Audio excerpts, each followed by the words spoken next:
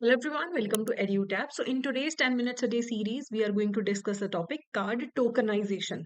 So पहले क्या होता था, अगर मुझे मान लो Amazon या नायका मिंत्रा कहीं से भी शॉपिंग करनी है तो मैं अपनी पूरी कार्ड डिटेल्स देती थी। तो जो कि मिंत्रा Amazon इनके पास सेव हो जाती थी, जहां पे अगर वो डाटा चोरी हो जाए सो मेरा तो सारा data important data secret data चला जाता था। लेकिन अभी कार्ड टोकनाइजेशन का प्रोसेस आया है, ठीक है। तो हम कैसे स्टार्ट करते हैं, you start with the purchase with the merchant. मैंने मान लो अमेजोन पे शॉपिंग करी, मर्चेंट जो है वो इनिशिएट करेगा टोकनाइजेशन मेरा कंसेंट लेके कि क्या आपके कार्ड को टोकनाइज किया जाए। एक बार मैं अपना कंसेंट दे दूं तो जो मर्चेंट है वो सेंड करेगा टोकनाइजेशन रिक्वेस्ट कार्ड नेटवर्क को। कार्ड नेटवर्क जो है एक टोकन क्रिएट कर देगा as a proxy to the card number, और वो टोकन नंबर फिर मर्चेंट को वापस भेजेगा। ठीक है, तो मर्चेंट के पास कार्ड डिटेल्स नहीं सेव होंगे। For making payment to a different merchant और from a different card tokenization दोबारा करना पड़ेगा। अगर मान लो अमेजोन पे पहले मैंने एचडीएफसी से शॉपिंग करी थी, उसका टोकनाइजेशन हो गया, उनके पास एचडीएफसी का टोकन है।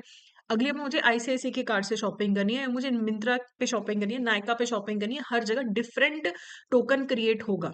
ठीक है, the merchant saves this token for subsequent transactions. Merchant token को सेव करेगा, कार्ड डिटेल्स को नहीं सेव करेगा।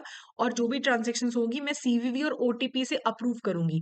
सीवीवी ओटीपी तो फिर भी लगेगा चाहे टोकन नंबर जनरेट किया गया है। पहले क्या होता था, पेमेंट इनिशिएट होती थी, कार्ड डिटेल्स मर्चेंट के पास जाती थी, फिर मर्चेंट की बैंक के पास जाती थी, वो डिटेल्स फिर वो मेरे बैंक इशूइंग बैंक के पास भेजता था, फिर ट्रांजैक्शन कंप्लीट होती थी। तो अमेजोन के पास मेरी डिटेल्स गई, अमेजोन जिस बैंक के साथ डील कर रहा है उसके पास डिटेल्स गई, फिर मेरे बैंक के पास डिटेल्स गई। तो कितनी जगह मेरा डाटा कॉम्प्रोमाइज हो सकता है। लेकिन टोकनाइजेशन में ऐसा क्या होता है कि सिर्फ टोकन नंबर रहेगा मर्चेंट के पास।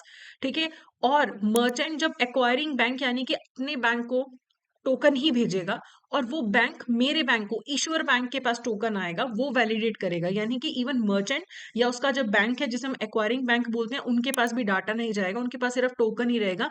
मेरे बैंक के पास जब वो टोकन आएगा, फिर वो मेरी डिटेल्स को वैलिडेट करेगा। मेरे बैंक के पास तो होंगे मेरी details.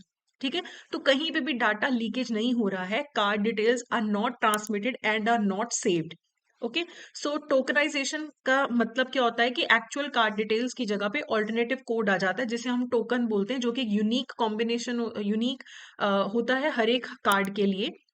Token requester, that is the entity which accepts requests from the customer for tokenization of a card and passes on to the card network to issue a corresponding token। तो token requester कौन होता है, जैसे मैंने Amazon पे shopping करनी है तो अमेजोन रिक्वेस्ट भेजेगा कि मेरी परमिशन से कि टोकन क्रिएट हो जाए। ठीक है, ये सेफर होता है क्योंकि एक्चुअल कार्ड डिटेल्स जो है are not shared with the merchant. Conversion of the token back into actual card details is called detokenization. Token की डिटेल्स को दोबारा से कार्ड डिटेल्स में कन्वर्ट करने को डी टोकनाइजेशन बोलते हैं।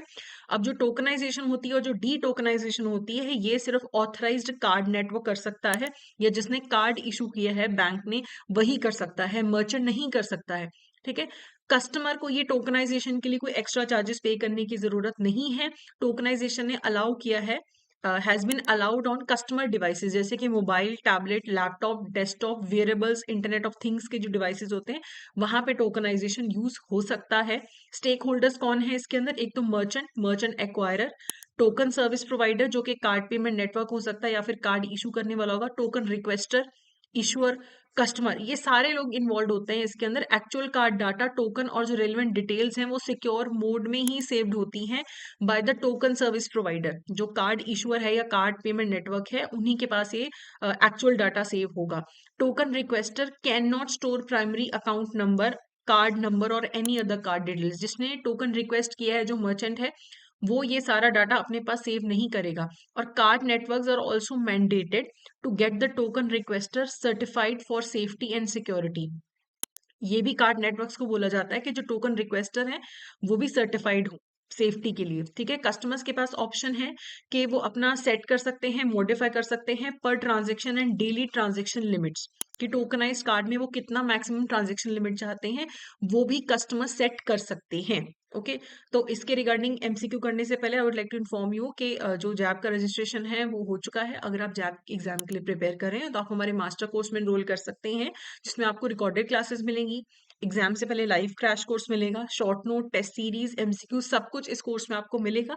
आप हमारी वेबसाइट पे जाके इस कोर्स की एक्स्ट्रा डिटेल्स दे सकते हैं, जिसका लिंक आपको डिस्क्रिप्शन में मिलेगा। अब क्वेश्चन देख लेते हैं, which of the following statements about card tokenization is true? Tokenization involve storing card details directly on merchant servers. क्या मर्चेंट सर्वर्स पे डाटा सेव होता है? Tokenization are generated by card holders and submitted during transactions. It reduces the risk of exposing sensitive card information during transaction, या फिर all of the above.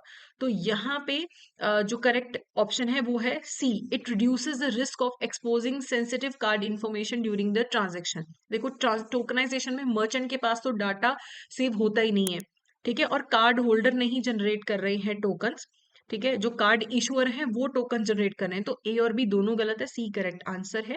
Okay, उसके बाद अगला है, which entity typically manages the tokenization process of card transaction? Card holder, merchant, card networks, payment processors, banks and financial institution.